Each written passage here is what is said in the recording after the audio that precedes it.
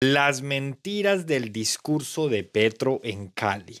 Insiste en que no le han aprobado nada en el Congreso, su confusión en el caso de Miguel Uribe y mucho más. ¿Qué tan ciertas son algunas de las afirmaciones que hizo Petro en su discurso en Cali?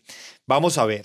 En un discurso televisado desde Cali, el presidente Gustavo Petro lanzó múltiples afirmaciones sobre la situación legislativa de su gobierno. Causó confusión tras referirse al caso del senador Miguel Uribe y habló sobre las preguntas y las presuntas conspiraciones internacionales para desestabilizar su mandato. El evento transmitido en la noche del miércoles generó reacciones por algunas imprecisiones del mandatario en sus declaraciones para promover la consulta popular. Abro comillas, 3 años de gobierno y el Congreso solo aprobó una ley. Eso dijo Gustavo Petro en Cali. Petro aseguró que en 3 años de gobierno el Congreso solo le aprobó una ley que aún no es ley de la República. Se dedicaron al bloqueo institucional. Se dedicaron a tumbar cuanto decreto o leyes pida el presidente. Se dedicaron a impedir que sean aprobadas las leyes que necesita el pueblo. ¿Y qué dice la Corte Constitucional cuando eso pasa? Dice que si hay un conflicto entre el legislativo y el ejecutivo, es decir, el presidente, porque se bloquean las decisiones que toma el presidente, entonces debe decidir el pueblo. Abro comillas otra vez, estoy proponiendo una jornada de 8 horas. Estoy proponiendo que el día se acabe como todo colombiano o colombiana sabe cuando se oculta el sol y el sol se oculta a las 6 de la tarde. Cabe resaltar que la Constitución contempla herramientas como el referendo, la consulta popular o incluso una asamblea constituyente, pero cada una requiere control constitucional y autorización del Congreso o la registraduría. No se activan automáticamente por un desacuerdo entre ramas del poder. Abro comillas otra vez. Le solicito al senador Efraín Cepeda, léase la encíclica de la Santa Iglesia Social Cristiana y Católica, porque ahí ordena que las leyes vayan en función del pueblo, que nos hunden todo, aseguró el presidente, quien también volvió a mencionar la Asamblea Nacional Constituyente. Además de la reforma pensional, que es un proyecto clave para la agenda del presidente Petro, el Congreso le ha aprobado otras iniciativas. Durante estos casi 3 años de mandato no ha tenido mayorías holgadas, pero sí ha podido adelantar algunas propuestas. Por ejemplo, la reforma tributaria que fue aprobada a inicio de gobierno, también la ley de jurisdicción agraria, el Plan Nacional de Desarrollo, el marco jurídico para la paz total, la ley de presupuesto de 2023 y 2024. El representante a la Cámara, Daniel Carvalho, recordó que al gobierno, se le han aprobado decenas de leyes, varias de gran relevancia como el Plan de Desarrollo, reforma tributaria, presupuestos, jurisdicción agraria, etcétera. El Congreso no le ha tumbado decretos, lo han hecho las Cortes, cumpliendo su labor constitucional. Porque resulta que en un Estado de Derecho hasta las órdenes del presidente tienen un procedimiento y unas reglas que cumplir. Cuestionó Petro la consulta popular en el oriente antioqueño. El jefe de Estado habló sobre la consulta popular del gobernador de Antioquia, Julián Andrés Rendón. Abro comillas.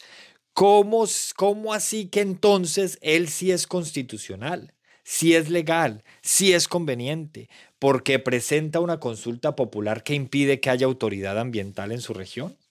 ¿Y por qué yo solo? Porque defiendo el derecho de los trabajadores a vivir mejor y de las mujeres, entonces sí es inconstitucional, sí es ilegal, sí vale mucho y sí es inconveniente. Cierro comillas, dijo Gustavo Petro. Se trata de la consulta popular del próximo domingo 9 de noviembre de este año que definirá si habrá área metropolitana en el oriente antioqueño. En el departamento, el mecanismo fue aprobado por el Congreso y la Registraduría, a diferencia del decreto del gobierno que detalló en el documento que por conducto del Ministerio del Interior se debe comunicar al Registrador Nacional del Estado Civil la convocatoria de la consulta popular dispuesta en el presente decreto, con el objeto de que adopte las medidas pertinentes. Por ahora, la Registraduría no se ha referido públicamente sobre este tema, mientras que el Congreso ha sostenido que la consulta popular de Gustavo Petro consiste en un mecanismo institucional sin la aprobación del legislativo. Ahora, el supuesto audio que le mostró a la fiscal. El presidente aseguró que había entregado o hecho escuchar a la fiscal general Luz Adriana Camargo una grabación en la que supuestamente un dirigente de la extrema derecha colombiana, aliado con el narcotráfico, estaría conspirando para promover un golpe de Estado con apoyo de sectores de Estados Unidos. Abro comilla otra vez. Sé que hay una grabación por allí que le puse a escuchar a la fiscal general de la Nación, en donde cierto dirigente de extrema derecha de Colombia, que no es Uribe, ojo, está aliado con el narcotráfico, buscando que gentes y fuerzas en Colombia, gremiales y gentes y fuerzas en Colombia y en Estados Unidos de extrema derecha, produzcan un golpe de Estado en Colombia. Quiero a los poseedores de esa grabación que lo hagan público en los periódicos de los Estados Unidos, dijo Petro, quien señaló al secretario de Estados Unidos, al señor Marco Rubio, en medio de estas afirmaciones. Sin embargo, en el programa de Los Secretos de Darcy Quinn, la periodista confirmó que recibió información que la fiscal Camargo no se habría reunido con Petro y tampoco habría escuchado el audio al que se refirió el presidente. Cabe resaltar que la Fiscalía tiene procedimientos formales para recibir este tipo de pruebas y no hay constancia de que el presidente haya utilizado dichos canales para presentar la denuncia o el supuesto audio. Petro confundió a Miguel Uribe. Oiga, Petro también generó confusión tras referirse al atentado contra el senador Miguel Uribe al confundir nombres con Mario Uribe. En el país hay un reconocido político llamado Mario Uribe Escobar y es primo del expresidente Álvaro Uribe, quien también se encuentra vivo. Esto no es raro que se confundan estos personajes porque ustedes saben que ellos ya tienen una obsesión casi enfermiza con esta familia. Abro comillas, lo que dice Petro. Miren, yo garantizaré que cualquier candidato de Colombia viva. Le he pedido a través de la Embajada Norteamericana en Bogotá que todos los cuerpos de inteligencia me ayuden a investigar quién mató a Mario Uribe, asegura el mandatario. Esto es muy grave. Confirma lo que yo he venido diciendo, especulando ya mi opinión personal, y es que realmente al Ejecutivo no le importa lo que pasó el sábado pasado, esa es la realidad. Hay que saber distinguir cuándo es un mensaje de solidaridad real y cuándo es un mensaje por simple protocolo. En esta narrativa de Gustavo Petro hay dos errores gravísimos. El primero, confundir a Miguel Uribe con Mario Uribe. Y el segundo, decir o pedirle a Estados Unidos que ayude a investigar quién mató. Cuando ni Mario Uribe ni Miguel Uribe están muertos. Lo que hubo fue un intento de asesinato y pues seguimos pidiendo, orando por la familia del señor Miguel Uribe para que eso no se vaya a materializar. Pocos minutos antes había pedido un minuto de silencio por el senador y precandidato presidencial. De esta manera, hagamos un minuto de silencio esta vez por el senador Miguel Uribe Turbay y que sobreviva, a sus asesinos, que son también los asesinos del pueblo colombiano. Sus insinuaciones sobre la muerte de Gabriel Turbay. La sangre de Gabriel Turbay también corrió por su mano propia, dicen, en algún barrio de París porque no pudo aguantar que a partir de ahí hundieran a sangre y fuego al pueblo de Colombia y a sus aspiraciones, a sus derechos y lo que se fortaleciera fuera de la época del fascismo en Colombia, aseguró Petro. Cabe resaltar que Gabriel Turbay no se suicidó.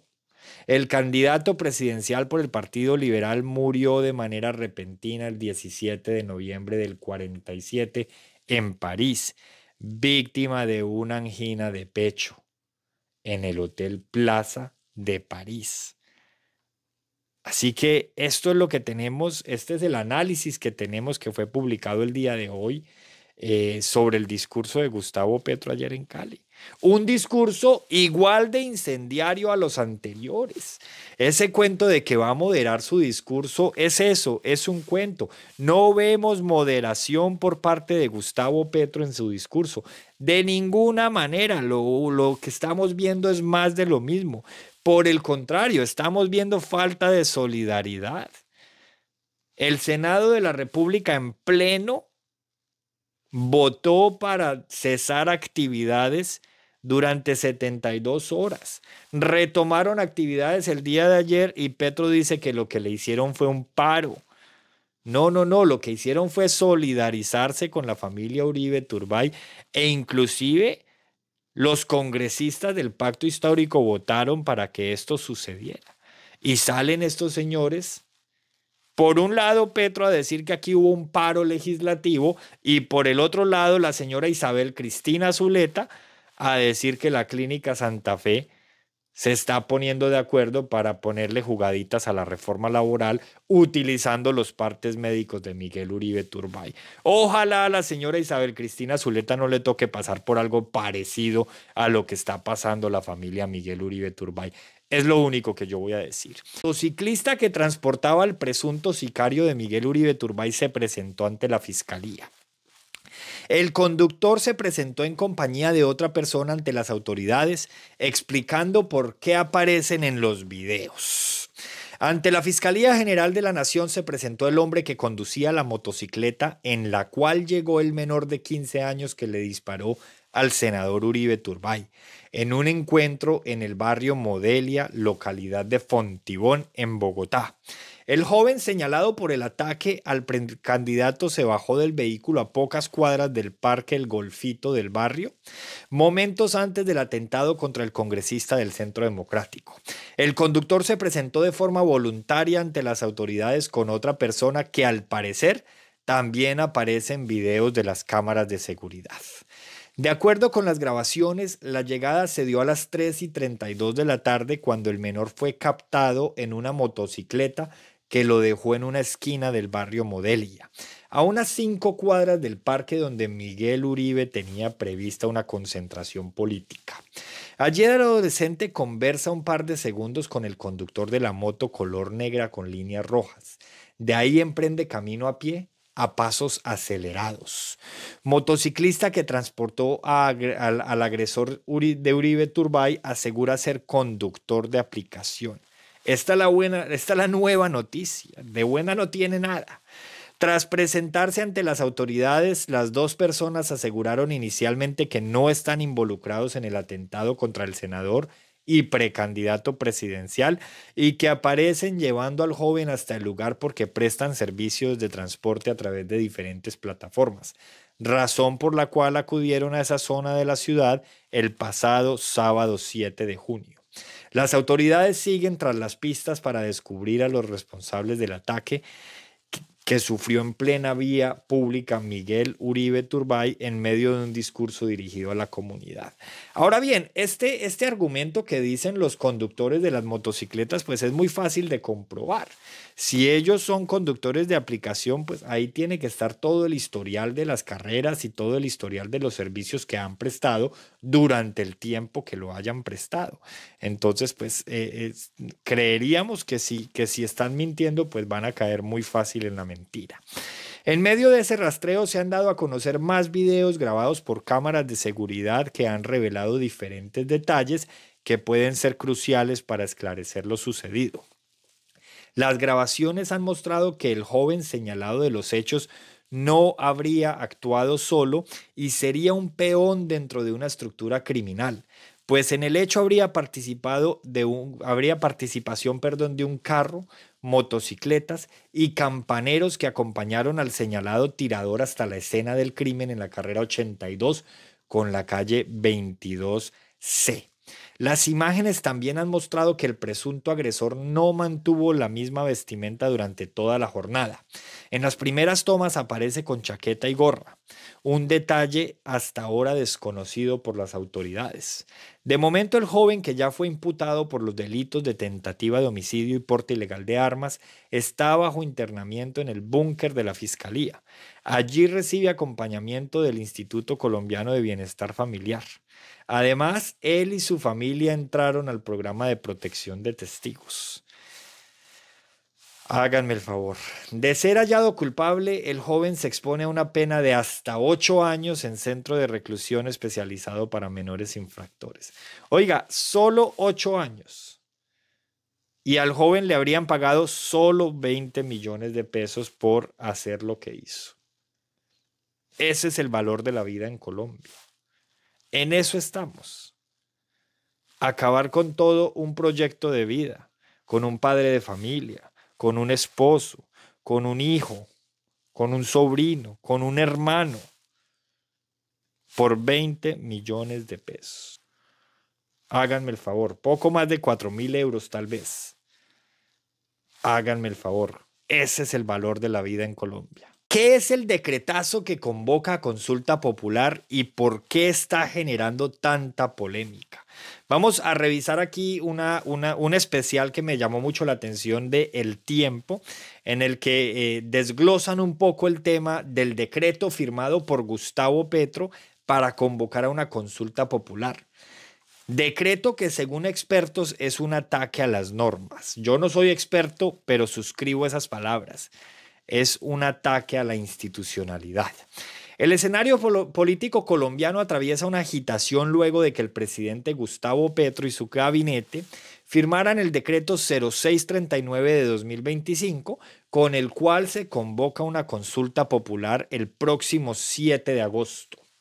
Esta determinación, conocida popularmente como el decretazo, desató reacciones en cadena con demandas judiciales y acusaciones de abuso de poder en medio de una coyuntura crítica para el futuro de la reforma laboral que se discute en el Senado. El decreto generó controversia principalmente porque el Senado de la República ya había rechazado previamente la convocatoria a esta consulta. Frente a esto, la decisión del presidente se interpreta como una confrontación directa a la voluntad del poder legislativo. Excepción de inconstitucionalidad. Desde el Ejecutivo se ha defendido la legalidad del decreto con base en una tesis respaldada por Eduardo Montealegre, ministro de Justicia designado, aunque aún no ha asumido oficialmente el cargo. Según información que tenemos del día de hoy, mañana será la posesión del señor Eduardo Montealegre. Oiga, curioso, 2 días después de que se firmara el decreto.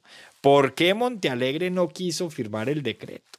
Si es que Montealegre es cercano al gobierno desde hace días, ¿por qué no lo habían nombrado antes si esto ya se sabía? ¿Y por qué no firma el decreto si el decreto tiene tanta legalidad como él dice? Es bastante curioso. Pero después de esta noticia les tengo otra que tiene que ver también con Montealegre. Ese es otro hijo que va a parir Montealegre, que debería preocuparnos aún más. Pero bueno, esta tesis sostiene que el gobierno puede aplicar una excepción de inconstitucionalidad con la cual se justificaría ignorar la votación negativa del Senado sin acudir a las instancias legales establecidas como el Consejo de Estado. Según el argumento del gobierno, durante la votación del 14 de mayo en el Senado se habrían presentado irregularidades que afectarían su validez. En el decreto se enumeran los siguientes errores. Primero, omisión de la proposición sometida a votación. Segundo, cierre arbitrario e irrazonable de la votación. Tercero, modificación del voto tras el cierre del proceso. Y cuarto, discrepancias entre el número de senadores presentes y los votos emitidos. Hay un quinto, emisión en el trámite de la apelación, omisión.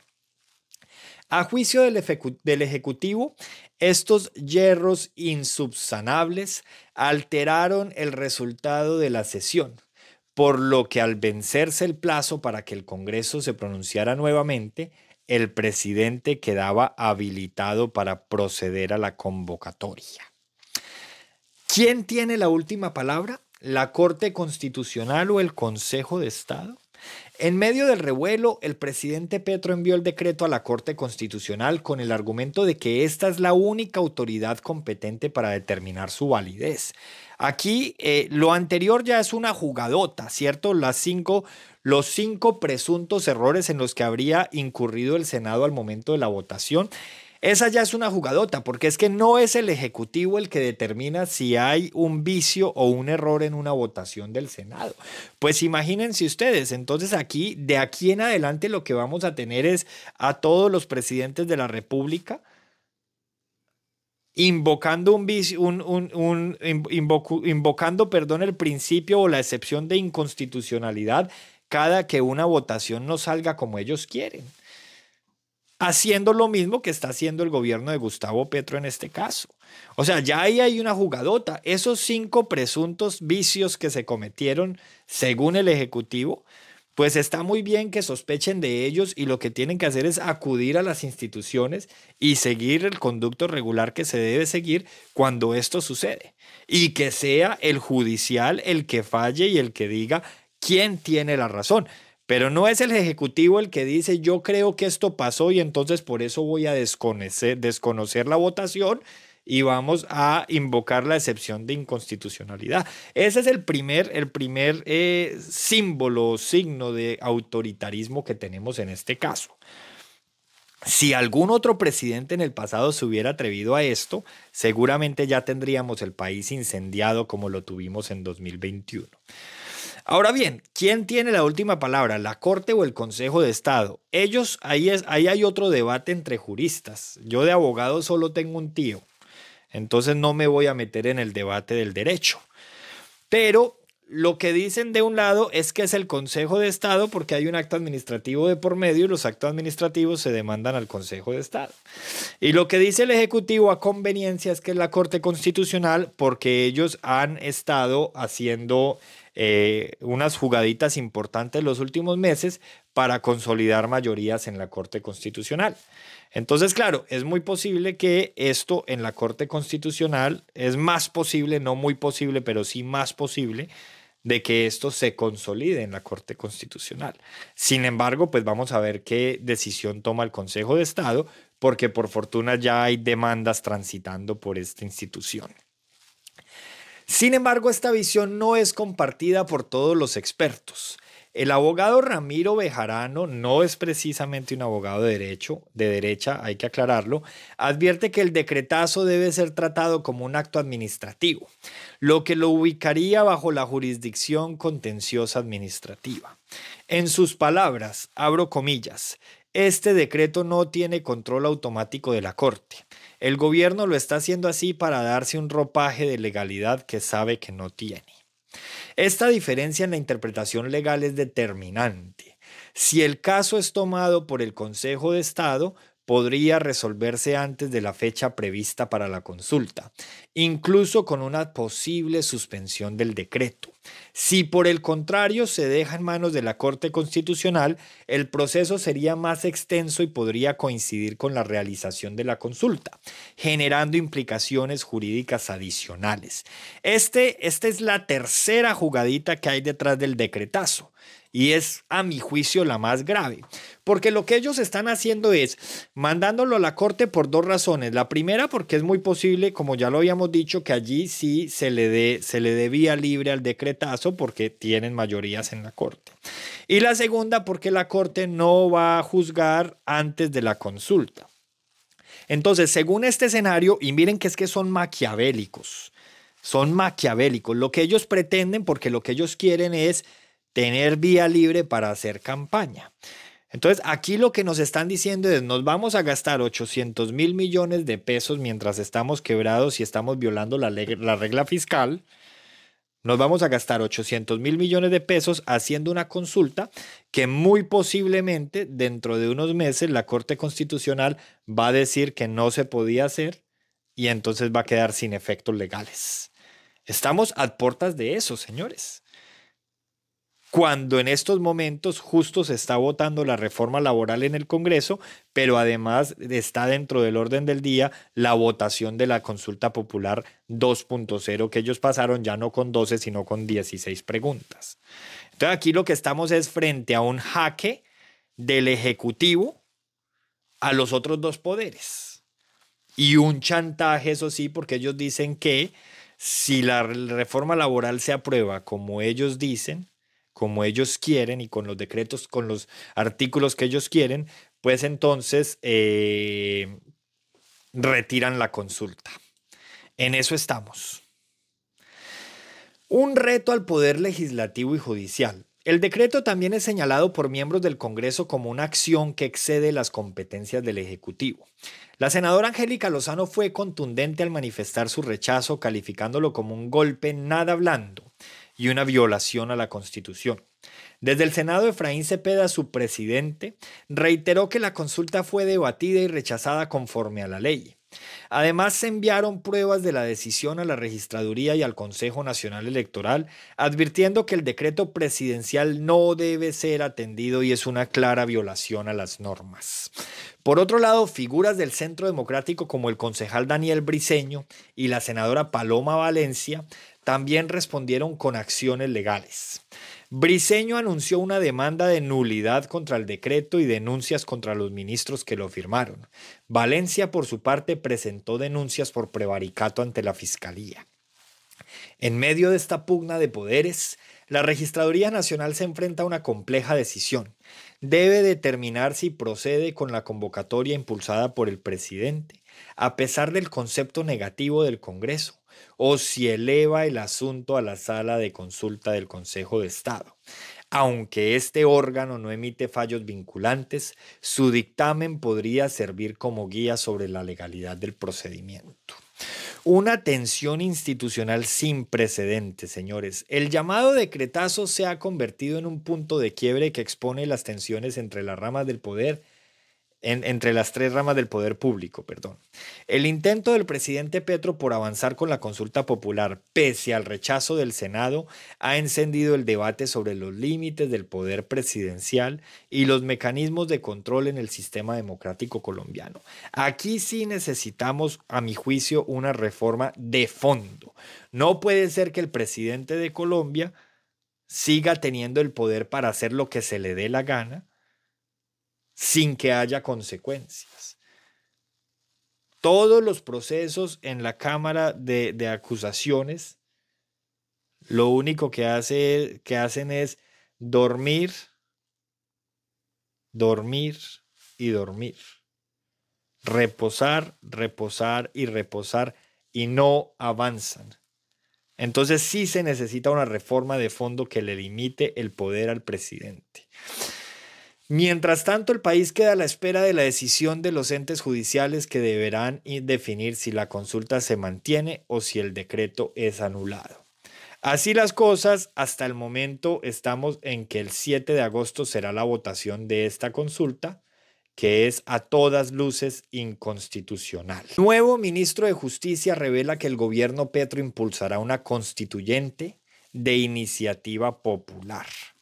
Vamos a escuchar aquí las tesis del señor Montealegre. Yo hice unos cuantos videos en mi perfil. Si no les han aparecido, los invito a que visiten mi perfil y los observen. Inclusive algunos videos utilizando los audios del señor Montealegre, porque es de suma gravedad lo que él dice. A ver, no tiene ningún asidero en derecho realmente. Eso no va a pasar de ahí, pero sí hace mucho ruido. Y se presta para construir el relato de que no los quieren dejar hacer.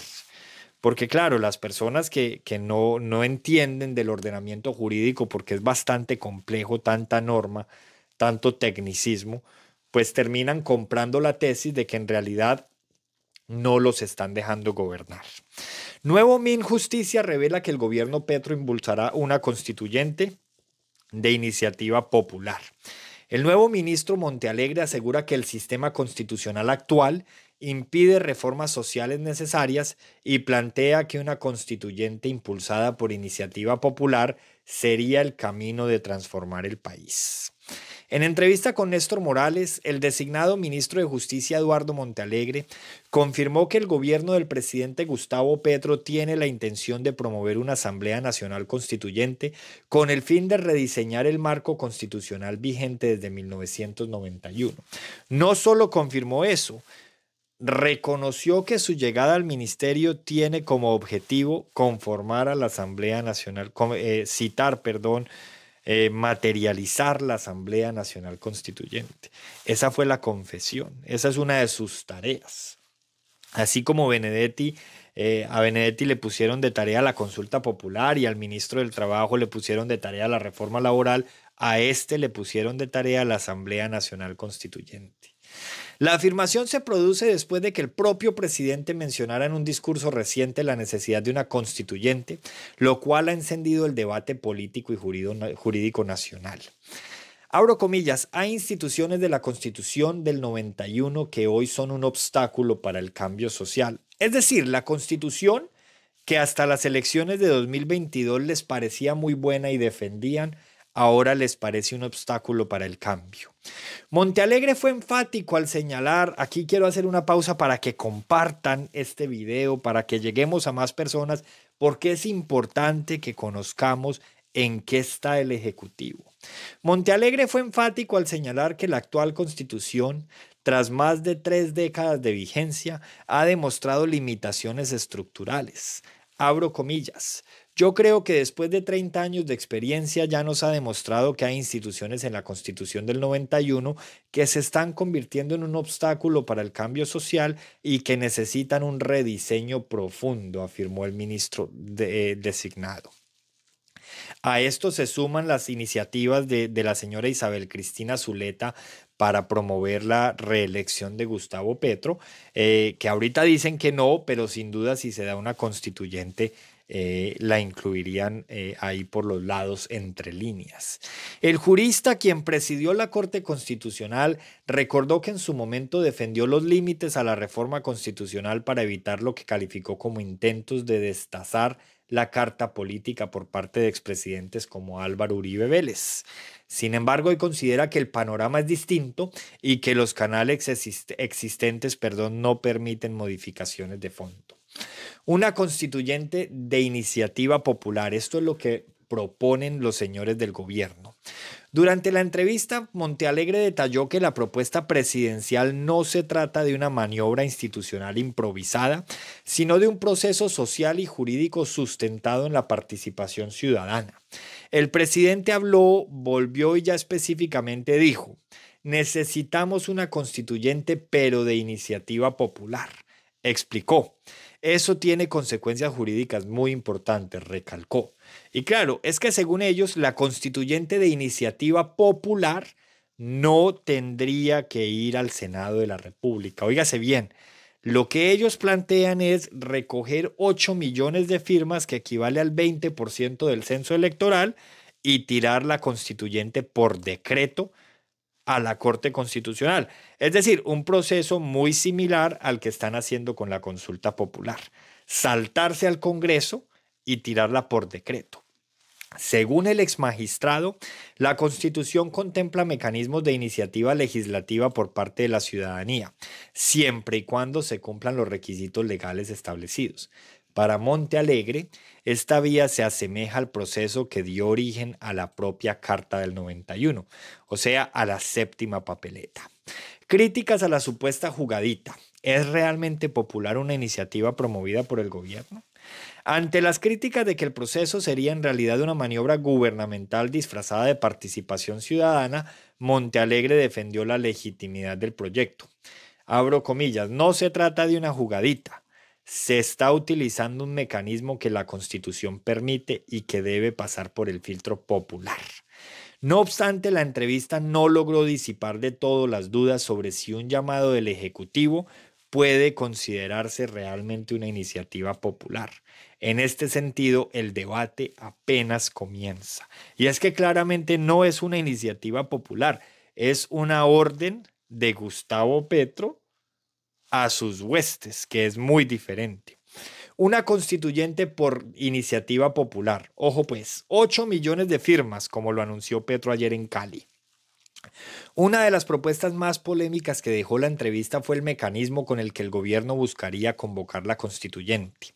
Montealegre explicó que la vía no sería legislativa, sino de origen ciudadano, y que el respaldo de 8 millones de firmas, equivalente al 20% del censo electoral, tendría efectos jurídicos vinculantes. El presidente ayer dijo algo muy importante, estoy en comillas: necesitamos convocar una Asamblea Nacional Constituyente, pero no cualquier constituyente. Hablo de una iniciativa popular respaldada por la ciudadanía.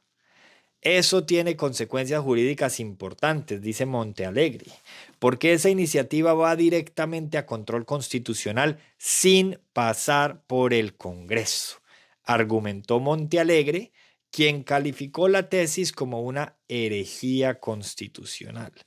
A pesar de las críticas de los integrantes de la mesa de trabajo, quienes calificaron de contradictorio que el gobierno promueva una iniciativa popular, Montealegre defendió la legalidad, del cambio del camino planteado. Abro comillas. Estoy diciendo que esta no es una jugadita. Ha sido invitada por organizaciones sociales independientes del gobierno, tan independientes como FECODE, que donó 500 millones a la campaña. Este es un debate serio, constitucional y legítimo. No se trata de improvisación. Háganme el favor. Montealegre asegura que la constituyente, se ha venido preparando desde hace meses. Eso sí es creíble, porque recordemos que fue hace ya más de un año que Gustavo Petro tiró el primer dardo. A la pregunta de si este anuncio fue una reacción impulsiva del presidente Petro durante su discurso en Cali, Montealegre fue categórico. Abro comillas. Yo estoy en serio en la constituyente desde hace muchos meses. Esto no se le ocurrió anoche al presidente, afirmó.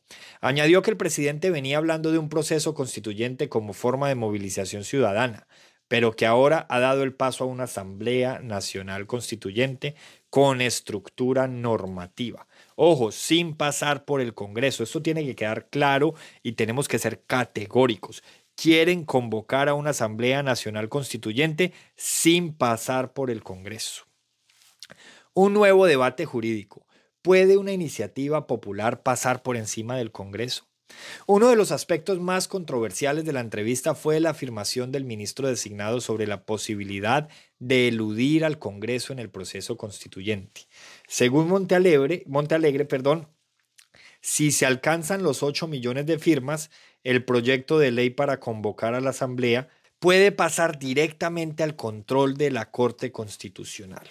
Otra vez, según Montealegre, si se alcanzan los 8 millones de firmas, el proyecto de ley podría convocar a la Asamblea sin pasar por el Congreso de la República, pudiendo pasar directamente al control de la Corte Constitucional. Abramos comillas. Muchas gracias, Jennifer. Considero que cuando existen 8 millones de firmas de una iniciativa normativa, ese proyecto no necesita pasar por el Congreso. La Corte Constitucional puede decidir si se convoca a la Asamblea. Explicó. Estoy hablando de una herejía constitucional, pero los herejes a veces tienen razón. Asamblea Constituyente sin elecciones en 2026. Frente a especulaciones sobre una posible reelección presidencial o cancelación de elecciones, Montealegre fue enfático. ¿Cómo se les ocurre pensar eso? El presidente ha sido claro, no aspira a la reelección, dijo.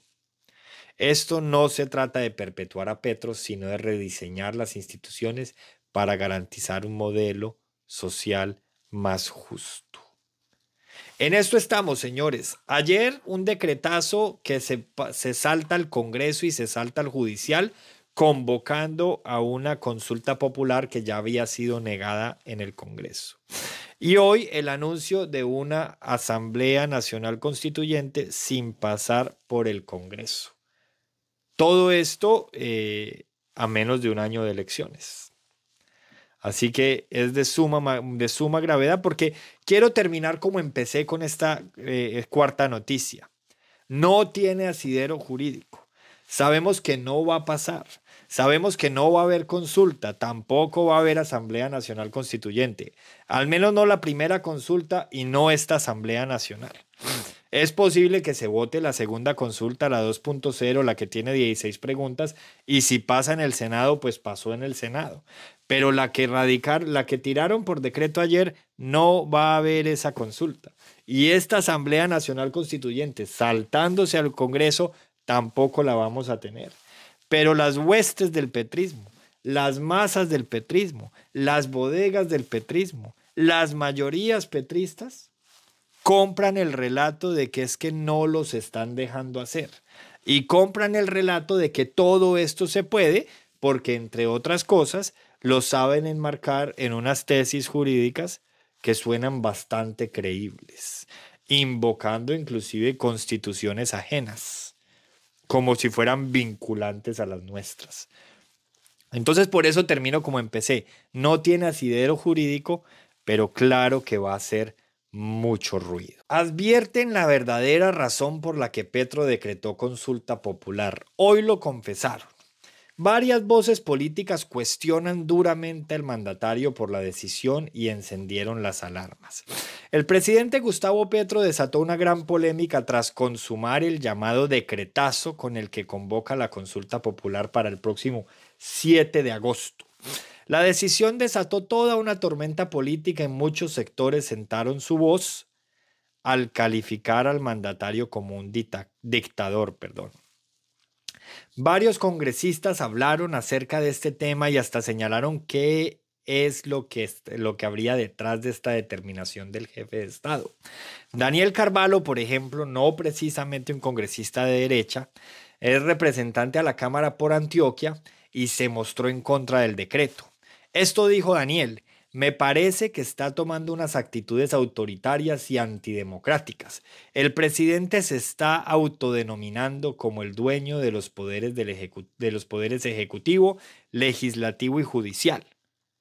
Además, quiere ser autoridad electoral. El congresista enfatizó en que el presidente debió seguir lo que establece la ley, es decir, demandar la decisión para que la Corte fuera la que decidiera. Sin embargo, esto no lo hizo. Y desde la visión de Carvalho desconoció el ordenamiento territorial. Abro comillas, es sin duda una afrenta a la Constitución y a la separación de poderes, señaló. En esa misma línea, advirtió que esta no es una decisión improvisada, sino que detrás de esto hay motivos claros. Abro comillas, Petro sabe que la consulta se va a caer.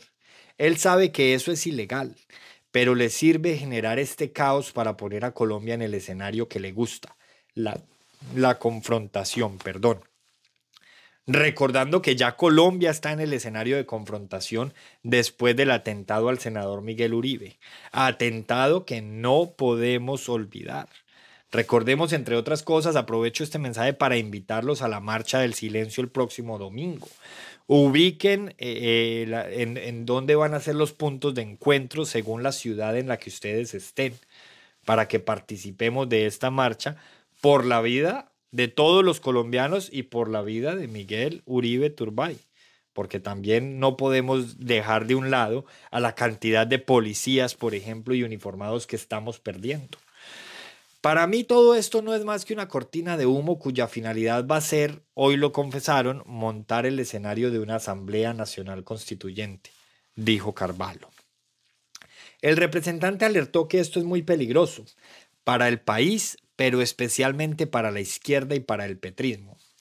Jennifer Pedraza, quien es representante a la Cámara por el partido Dignidad y Compromiso, tampoco es una persona de derecha, aseguró que actualmente se vive un momento complejo en Colombia por la violencia política que se desató. Por lo mismo, advirtió que hay que ser prudentes con los calificativos que se utilizan en contra del presidente y de otros líderes. No obstante, sostuvo que con el decretazo, Petro aumenta su arbitrariedad y su autoritarismo. Petro está pasándose por la faja y desconociendo los rangos de poder que están a la misma altura y nivel que el Ejecutivo, manifestó Pedraza. También le recordó al máximo mandatario que la democracia también consiste en que haya un sistema de pesos y contrapesos, lo que deriva en que exista respeto entre las tres ramas del poder. No hay nada más arriesgado e irresponsable que llamar a una Asamblea Nacional Constituyente.